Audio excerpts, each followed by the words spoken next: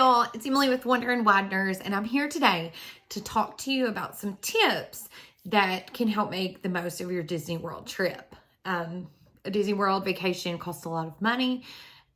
You've normally planned it for quite a while, and so we want to make sure that you have the best vacation that you possibly can have. So the first thing that I'm going to tell you today is that you need to make sure you have a plan. Not only can you go ahead and plan out quite a ways for your trip and go ahead and book, but lots of other things require a plan as well. So we are hitting the 60-day mark for our dining reservations. I already have it in my calendar. I have it set so I will wake up and get those reservations that we want. Especially if you're wanting character dining or you're wanting some very hard to get dining, you have to utilize that 60-day mark for your dining reservations.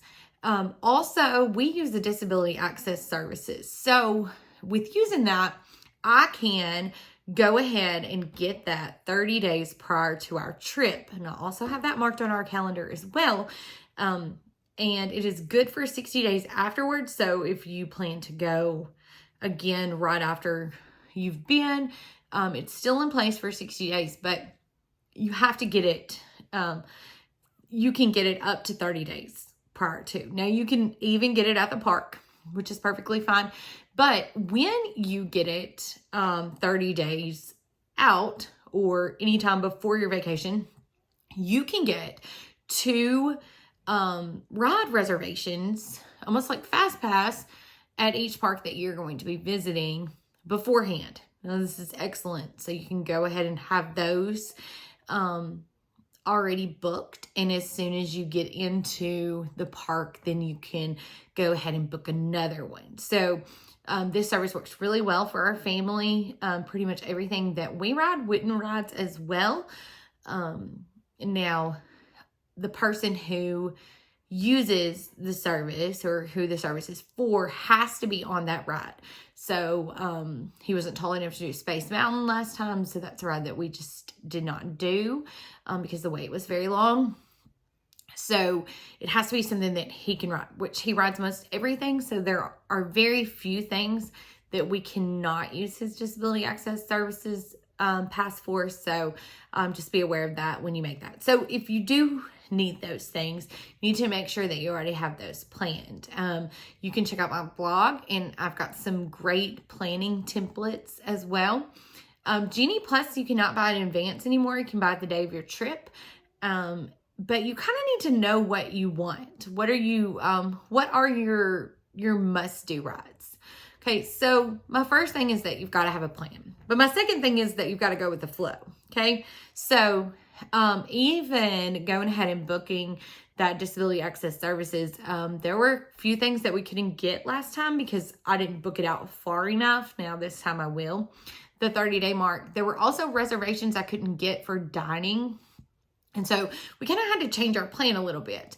And that's going to happen. There are going to be times that rides break down. There are going to be times the kids are going to have a fit. They're going to be overly tired. And you have to be able to be flexible with your plan. I definitely say plan A is to have the plan. Plan B is to know that plans get broken. And that's okay. This is vacation and you want it to be fun. And so you don't want to be so stuck on that plan that you can't relax and enjoy your vacation with your family. So just know that things will happen in the parks that are beyond your control. And that's okay. You've just got to go with the flow. I mean, this is such a fun trip. We love Disney World. We love going. And even when things don't go exactly the way that we plan, we still love it. We still have a great time. My third tip is to let your family help you plan. Okay, so we've done the whole surprise thing, but we are getting ready for trip number 4 to Disney World. And so I love to sit down with our family and for them to tell me what they want to do. Because you cannot do everything unless you stay for long periods of time in Orlando. You will not be doing everything that the parks offer. It's just impossible. Okay. There's not enough time. And that's okay. Because that's why we always go back. But you need to know, what are your family's top things. We like to talk about restaurants that we really like to eat at, or maybe somewhere we want to try new, maybe characters that we've not seen at a restaurant before. Maybe we want to go try those out. Also, what are their top rides? Because if you have those top rides in place and you know what your family wants to do and what are their priorities for that park, and for this trip, then those are the ones that you want to get Genie Plus with, or those are the ones I'm going to want to get my disability access services with. You just want to make sure that everybody's happy. It's a family vacation. We don't want to be doing everything that the baby wants to do, and we don't want to do everything that the teenager wants to do, or even that the 10-year-old wants to do. We want to make sure that everybody has fun, everybody's happy. We have a very picky 6-year-old, so we have to always check the menus on restaurants and make sure that it's going to be something that he is going to eat. And so you may not get to eat at your favorite restaurant because of those things, but we want to make sure that everyone is accommodated when we're on our trip. My fourth tip is a little controversial, but it's to stay on property.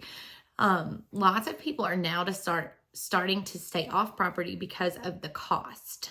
And yes, it is more expensive to stay on property, especially as a family of 5. We are staying at Art of Animation this next time, but we got a really great deal on it. Actually, our travel agent hooked us up with this deal because we had planned to stay at All Star Music in the family suites. They've remodeled those. They look amazing. And so I was really excited about staying there. But she offered us a deal that Disney had thrown out. And so she applied it to our package, and we're actually able to stay here for not much more than where we were going to stay in the beginning. And so this is somewhere we've always wanted to stay, but I've had a hard time spending that money. And so with a really great deal, we were really excited. Now, we have stayed off property. We actually stayed off property last time. We flew for the first time, so we did not have a vehicle, and we Ubered everywhere. So there is going to be some extra cost, even though you pay a parking fee at your hotel on property as well. There are some extra costs if you are staying off property, because when you drive in, you will have to pay for parking every day that you're at the park. Also, when we were Ubering, obviously we had to pay for our Ubers, and you have to wait. It seemed like quite a bit more with our Uber. I am perfectly fine with Disney transportation. I like staying in the bubble of Disney. I like to be immersed in Disney. We chose to stay off property last time because it was cheaper and because we went to Universal. So we stayed actually at Universal, but most of our time was spent at Disney. So it really didn't make as much sense now that we look back on it, and we really were not real happy about where we stayed. So we have decided that from now on we will stay on property at Disney, and I will always encourage you to stay on property. There's just something about the magic of being there, being in the bubble, and being immersed in Disney World. My fifth tip is to not let meals dominate your trip. And maybe this is just us. We love to eat, if you can't tell. And so we love meals. Now, I will tell you, we went in 2016, 2019, and did the deluxe dining plan. With that deluxe dining plan, you got 3 table service meals and 2 snacks per day per person. That's a lot of food, okay? So I took advantage of all the character meals that we possibly could do.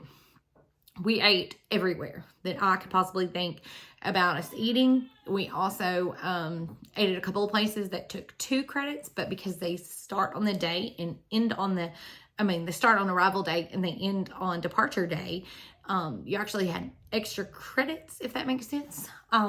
So we got a little spoiled to those meals. Now, this last time that we went, we chose not to do that, and I had a hard time getting any reservations as well. We actually ate at Disney Junior Play and Dine, and we walked up to that one, but I had a hard time getting any other reservations. So we did a lot of quick service. We ate around the world at Epcot, and I felt like we were a lot freer to do what we wanted to do. We do plan to make a few reservations, but we probably won't make nearly as many as we did when we were doing the dining plan, because first of all, it's very expensive. Secondly, we don't feel like we have to do those things. So don't let your trip be consumed by meals. The character meals are amazing, but you can also meet those characters at other places at different times. This is not the only place. We met in 2016, 2019, we met the characters multiple times because we had eaten at so many character dining places. So you can meet these characters without ever stepping foot in a character meal. And a lot of times you'll find much better food than a character meal. So those are some tips that I have for you for making the most of your Disney World vacation. It's a magical place. It is, we always have a wonderful time when we go. We're tired and we're exhausted, but we love it. If I could go anywhere, it's definitely the place I'm going to go. So we want to know, what are some tips that you have for us? Maybe something I didn't mention that you swear by, that you think you have to do on a Disney World trip. Be sure that you like our video, subscribe to our channel, and hit that notification bell so you don't miss any of our upcoming videos. And we'll see you later, guys. Bye.